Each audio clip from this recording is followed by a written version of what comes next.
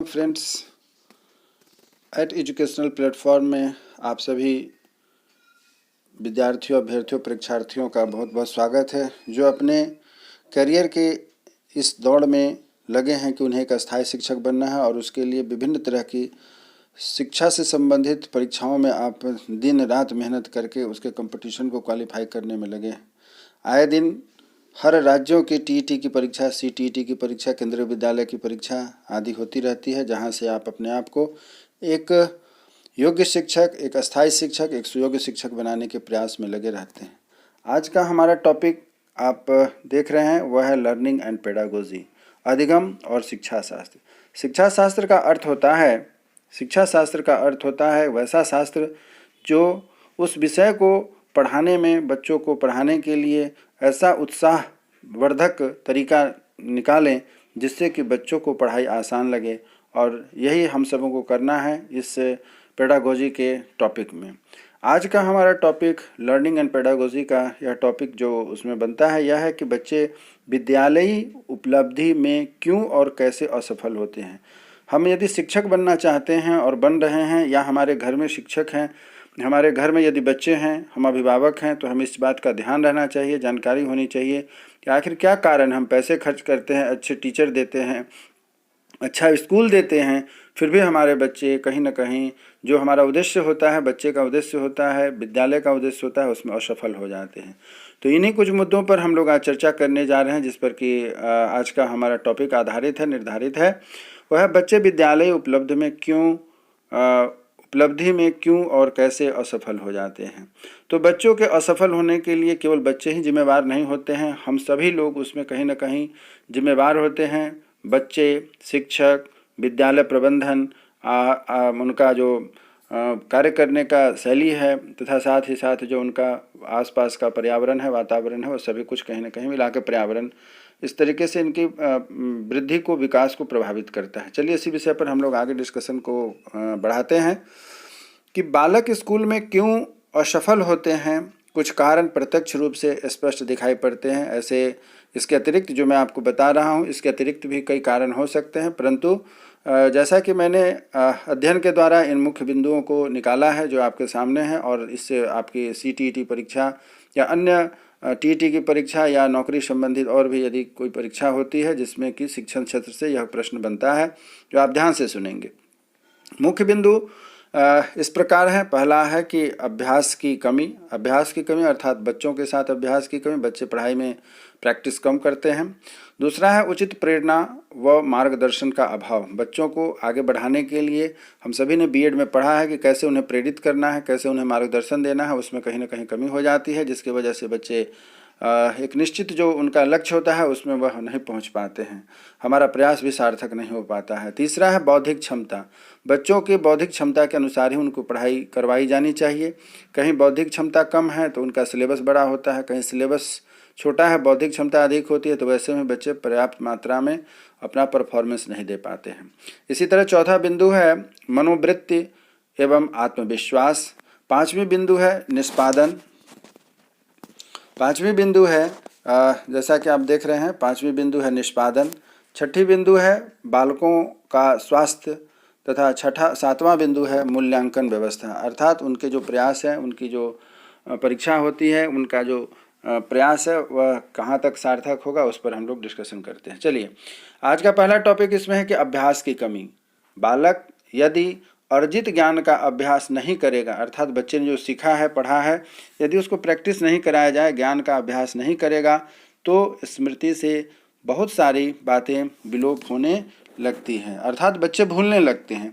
और वही अगर अभ्यास नियमित रूप से किया जा रहा है और उनको मौका मिलता है समय अभ्यास करने के लिए, हम अभिभावक या हम शिक्षक उन्हें अभ्यास करवाते हैं बार बार, तो क्या होता है, स्मृति चिन्ह में बनी रहती है, और जिससे कि बच्चे भूलते नहीं हैं और उनका रिजल्ट अच्छा होता है। Very good. दूसरा पॉइंट इसी तरीके से हम आगे बढ़ते हैं, वह है कि उचित प्रेरणा व मार्गदर्शन का अभाव। हम देखते हैं कि बालक यदि लक्ष्य के प्रति प्रेरित नहीं होता है, निश्चित रूप से बच्चे अपने आप पढ़ने के लिए तैयार नहीं हो जाते हैं, बच्चों को हमें तैयार करना पड़ता है।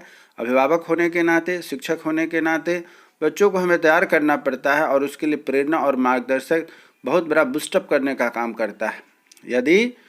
यदि लक्ष्य के प्रति प्रेरित नहीं होता है तो निश्चित ही फिर लक्ष्य प्राप्ति में बहुत कठिनाई होती है।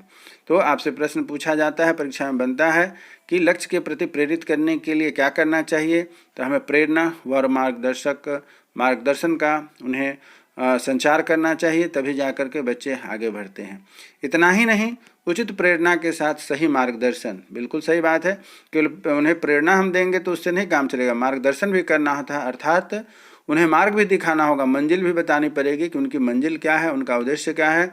मार्गदर्शन भी प्रदान किया जाना चाहिए जिस पर चलकर लक्ष्य तक पहुंचा जा सकता है, तभी बच्चे सफल होंगे और जीवन में सफलता प्राप्त करेंगे। इसमें शिक्षक तथा अभिभावक दोनों की बराबर की जिम्मेवारी बनती है। इसी प्रकार अगला टॉपिक हमारा है बौद्धिक क्षमता।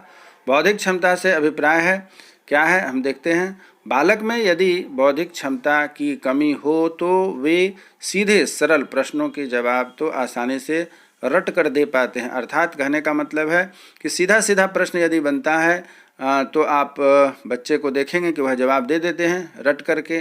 जो नीचे स्तर के क्लासों में जनरली देखा जाता है, बच्चों को प्रश्न अभ्यास में जो दिए जाते हैं उनका सीधा सीधा हम उत्तर उनको बताते हैं, सिखाते हैं और बच्चे उनका जवाब दे देते हैं। परंतु जैसे जैसे उनका क्लास बढ़ता है और तार्किक स्तर का जवाब होता है उनको देना पड़ता है, तो वैसी स्थिति में क्या है कि वो उलझ जाते हैं, सही जवाब नहीं दे पाते हैं। अर्थात तार्किक प्रश्न या थोड़े घुमावदार प्रश्न दे दिए जाते हैं तो वैसी स्थिति में बच्चे उसका जवाब नहीं दे पाते हैं और उनका जवाब देना उनके लिए कठिन हो जाता है।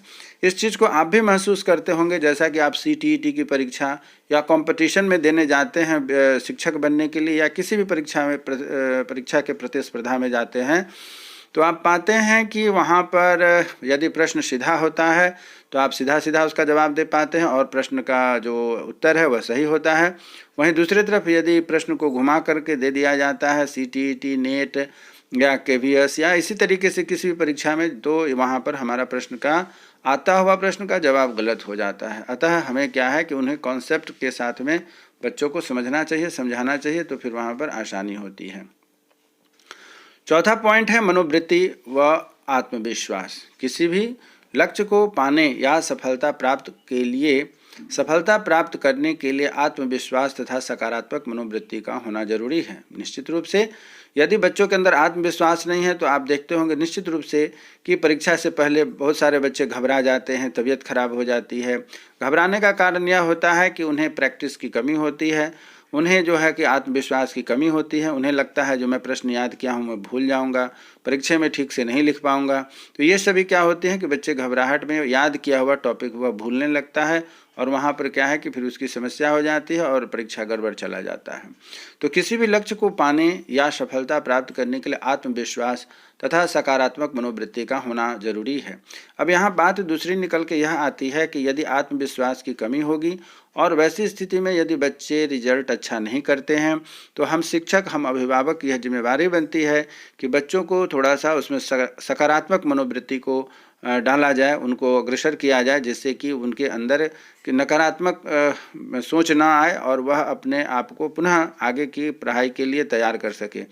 क्योंकि सामान्यतः यह देखा जाता है कि यदि कहीं पर उसमें कमी होती है तो वैसी स्थिति में बच्चे बहुत ही हतोत्साहित हो जाते हैं। आत्मविश्वास की कमी होने पर रिजल्ट यदि खराब होता है और नकारात्मक गतिविधि में लग जाते हैं। तो हम शिक्षक और अभिभावक की यह जिम्मेवारी बनती है कि बच्चों के अंदर आत्मविश्वास के साथ साथ सकारात्मक मनोवृत्ति का भी संचार करें। इसकी कमी से असफलता का प्रतिशत भी बढ़ जाता है। बच्चों को घबराना नहीं है। अगर परीक्षा का रिजल्ट सही नहीं आ रहा है, अंक नहीं आ रहा है, तो आगे की परीक्षा की तैयारी कैसे होगी और अपनी तैयारी में कहाँ कमी रह गई, इस बात को ध्यान में रखते हुए उन्हें आगे के लिए तैयार करना चाहिए। हम शिक्षक तथा अभिभावक की जिम्मेवारी बनती है कि हमें इस चीज़ का ध्यान रखना है। चलिए मित्रों, आगे बढ़ते हैं। विद्यार्थियों ध्यान देंगे। एक बात मैं आपसे बताना चाहता हूं कि जब आप इस चैनल को, इस वीडियो को देख रहे हैं तो कृपया आखिरी तक बने रहें, क्योंकि यह एक ऐसा टॉपिक है जो हमारे सामान्य जीवन से जुड़ा है। यदि आप शिक्षक बनने जा रहे हैं, बन रहे हैं, बन गए हैं या साथ ही साथ एक अभिभावक हैं, तो वैसी स्थिति में भी कि हमें अपने बच्चों को ध्यान में रखना है कि कैसे उनका रिजल्ट अच्छा होगा। तो इसके लिए हमारे इस वीडियो को आखिरी तक देखें और साथ में यदि हमारे इस YouTube चैनल @एजुकेशनल प्लेटफॉर्म पर नए व्यूअर हैं तो कृपया अपना एक लाइक अवश्य दें, क्योंकि इसी तरीके से हमारा मनोबल बढ़ेगा और अगली जो भी नई वीडियो आएगी आपके लिए उसका नोटिफिकेशन आप सबसे पहले पाएंगे। चलिए आगे बढ़ते हैं। 5वां पॉइंट है निष्पादन। निष्पादन अर्थात बालक कितना सीखता है, इससे ज़्यादा महत्वपूर्ण है कि वह सीखे गए ज्ञान का सही इस्तेमाल करता है। निष्पादन से अभिप्राय यह है कि जो उन्होंने सीखा वह कितना उसके लिए उपयोगी है और उसका इस्तेमाल कैसे करेगा, उसका प्रयोग कैसे करेगा, यह भी हमें उसे बताना चाहिए। किताब की जो ज्ञान की बातें हैं वह किताबें बन के ही न रह जाए। यह हम शिक्षक तथा अभिभावक दोनों की जिम्मेदारी बनती है कि बच्चों को जो हम सिखाते हैं वह ज्ञान कितना उपयोगी है, उसके लिए उसको बताना कि यह जो तुम पढ़ रहे हो यह हमारे जीवन में किस तरीके से उपयोगी है, कैसे हम इसका इस्तेमाल करेंगे, कहाँ तक हमारे लिए यह लाभदायक होगा। जब इस तरीके से हम बच्चों को बताते हैं, समझाते हैं, पढ़ाते हैं तो बच्चे निश्चित रूप से उस पर ध्यान दे करके उसको सीखने का प्रयास करते हैं। अर्थात हमें क्या करना है, हमें इस बात का ध्यान रखना है कि जो शिक्षा दी जा रही है वह किताबी ज्ञान न हो करके जीवनोपयोगी तथा उनके लिए जो हो कि सफल पढ़ाई सार्थक हो सके, इस पर हमें ध्यान रखना है। चलिए मित्रों आगे बढ़ते हैं। अगला टॉपिक है बालक का स्वास्थ्य। बहुत जरूरी है, किसी भी क्षेत्र में आगे बढ़ने के लिए स्वास्थ्य बहुत ही महत्वपूर्ण स्थान रखता है। जैसा कहा भी गया है कि एक स्वस्थ शरीर में स्वस्थ मस्तिष्क का निवास होता है। अर्थात बच्चे जब स्वस्थ रहेंगे तभी जाकर के वो पढ़ाई के क्षेत्र में आगे बढ़ सकेंगे। यदि अस्वस्थ हैं तो वह बीमार रहेंगे और पढ़ाई रेगुलर नहीं हो पाएगी और साथ ही साथ जो पढ़ेंगे वह भी भूल जाएंगे। तो हमें इस बात का ध्यान रखना चाहिए कि बालक, हम यदि अभिभावक हैं तो या हम यदि शिक्षक हैं तो दोनों स्थिति में हमारी जिम्मेदारी बनती है कि हमारे जो छात्र हैं, हमारे जो बच्चे हैं, हमारे जो पाल्य हैं, उनका कैसे स्वस्थ रखा जाए, इस पर हमें ध्यान रखना है। आगे बढ़ते हैं कि बालक शारीरिक और मानसिक रूप से स्वस्थ होना आवश्यक है। बिल्कुल सही है, कहा भी क्या है, जैसा मैंने अभी आपको बताया, एक स्वस्थ शरीर में स्वस्थ मस्तिष्क या स्वस्थ मन का निवास होता है। तो शरीर जब तक स्वस्थ नहीं होगा तब तक बच्चे स्वस्थ नहीं हो सकेंगे मानसिक रूप से। इसीलिए कहा गया है कि बालक शारीरिक और मानसिक रूप से स्वस्थ होना तभी सफलता की दर अधिक होगी, अन्यथा वह अपनी पूरी योग्यता स्मृति का सही इस्तेमाल नहीं कर पाएंगे। बार बार बच्चे मेहनत करेंगे, बार बार वह अभ्यास करेंगे और वह भूल जाएंगे, तो आगे न बढ़ कर के पीछे ही की पढ़ाई में लगे रहेंगे। जब मानसिक रूप से और शारीरिक रूप से स्वस्थ होगा तो निश्चित रूप से पढ़ाई के क्षेत्र में वह आगे बढ़ेगा और उसे सफलता प्राप्त होगी। आगे बढ़ते हैं। जब सारा काम सही होता है तो वैसी स्थिति में अब आखिरी जो हमारी हम सबकी जिम्मेदारी बढ़ती है वह बच्चे की जो पढ़ाई है, बच्चों की जो पढ़ाई है उसकी पढ़ाई का सार्थक आकलन होना चाहिए। हमारे प्रयास का, हमारे मेहनत का भी सही आकलन होना चाहिए। और बच्चे जो मेहनत करते हैं पूरे साल भर या जिस भी परीक्षा की तैयारी करते हैं, चाहे वो फॉर्मेटिव हो, समेटिव हो या वीकली हो, मंथली हो, जो भी हो, उनका जो मूल्यांकन सही होना चाहिए। उसमें कहीं पक्षपात नहीं होना चाहिए, उसमें कहीं भेदभाव नहीं होना चाहिए और ईमानदारी से जो परीक्षा बच्चा लिखता है उसको अंक भी ईमानदारी से मिलना चाहिए। चलिए आगे बढ़ते हैं।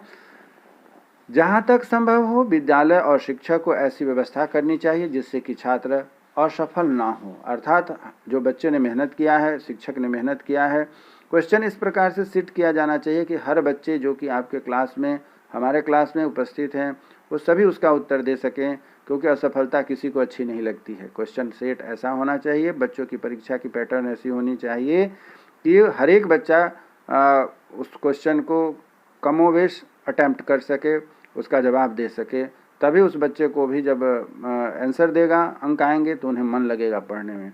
क्योंकि वर्तमान में बाल केंद्रित करके जो शिक्षा की व्यवस्था बनाई गई है, इसका अर्थ यह नहीं होना चाहिए कि बालों को गैर कानूनी तरीके से पास कराया जाए, बल्कि ऐसी व्यवस्था हो कि वह पास करने के लिए स्वयं सक्षम हो। यहाँ जो दूसरी बात मैं आपको बताना चाहता हूँ, यह सामान्य रूप से देखा जाता है कि गवर्नमेंट स्कूल है, वहाँ भी गवर्नमेंट का दबाव होता है कि बच्चों को फेल नहीं करना है, तो टीचर या तो उनकी परीक्षा में मदद कर देते हैं या कॉपी लूज चेक करते हैं। या फिर प्राइवेट संस्थान में पढ़ने वाले बच्चे हैं तो वहाँ के भी प्रबंधक का यह जिम्मेदारी बनती है कि बच्चा फेल नहीं होना चाहिए।